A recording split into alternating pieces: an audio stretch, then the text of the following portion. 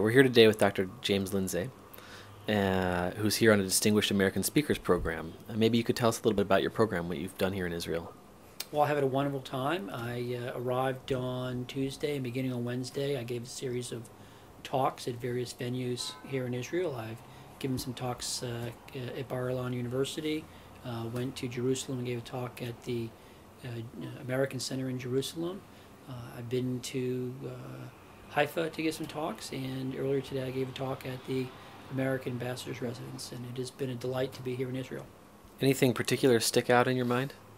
Oh, so many things stick out in your mind when you come to visit Israel. The diversity of the country in terms of its topography, its organization, the degree of political views, and I think given what I do, which is American foreign policy, the great deal of concern across the political spectrum about just what President Barack Obama is going to do in foreign policy. Have you been following much of the media coverage of the upcoming visit with President Obama's meeting with Prime Minister Netanyahu? Well, certainly here in the Israeli press, or at least in the English language press that I can read, there's an awful lot of coverage as everyone is trying to figure out what is going to happen when the two meet later in the month. Back in the U.S. press, a lot less coverage because President Obama dealing with a lot of other issues, and right now the focus is particularly on Afghanistan and Pakistan. But certainly there's been a lot of coverage here, and I think as is often the case when there's very little information and a lot of uncertainty, people speculate a lot. My guess is that the meetings between President Obama and Prime Minister Netanyahu will be much more productive and civil than one might get a sense from the unnamed sources who are quoted in the press. Did you gain any insights from your meetings? Outside of the presentations you gave, you also had meetings, I understand. Had a variety of meetings, talked to some Israeli officials, talked to some regular Israeli citizens, and I think it's safe to say that for many Israelis, where I think many Americans were a couple of years ago, in asking who is Barack Obama and what is he going to do. And I think that's sort of understandable and natural. And I also think, as is often the case, not just here in Israel, but in other countries, and also in the United States, there are tremendously high hopes for what President Obama is going to be able to accomplish. And as I often tell people, my guess is he will not do as much as his supporters hope, nor as little as his detractors fear. Okay. Is this your first time participating in a Distinguished American Speakers program with the State Department? I have been in a variety of speakers programs for the State Department. I don't know if they're all distinguished or not, but I've had the good fortune to go to a variety of countries around the world to do talks for the State Department. And what do you tell us a little bit about the programs, or what you think the value is? I think the value is twofold.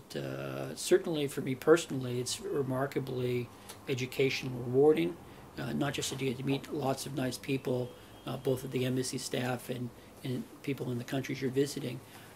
But I certainly hope that by being able to talk to people, that they get a little bit better understanding of the United States, of how complex American politics are, that there's more to the United States than one might get from watching a movie or hearing one speech or two. Okay. Tell us a little bit about your area of expertise and what you spoke about while you were here. Well, my presumed area of expertise is American foreign policy. I have a PhD in political science. I've written a number of books on various aspects of international relations and American foreign policy. I taught at the University of Iowa. I was a senior fellow at the Brookings Institution. I used to be and soon will be director of studies at the Council on Foreign Relations, which is the United States' most influential and important foreign policy think tank. And I guess my kids would say I get paid to talk and to write books that nobody wants to read. Okay. And so were you focusing on any particular area of American foreign policy as related to the Middle East peace process, or just in general while you were here? Well, here in Israel, during my talks, I was asked mostly to focus on the Obama administration and what it is that the Obama administration is up to. Talk a little bit about the president's notion of how the world works, what he's likely to ask of the allies, what he likely is to have the United States do, talk a little bit about notions of smart power, and I think sort of fundamentally sort of contrast what it is you can expect from an Obama administration compared to the administration of George W. Bush. Okay, wonderful. And how were your presentations received in general? I'm probably not the best person to ask in that regard. because I would talk to a mirror, and if I can get anybody to sort of sit and patiently listen to me, I would be quite pleased. So I would defer to the other people who handle it as to how well it went.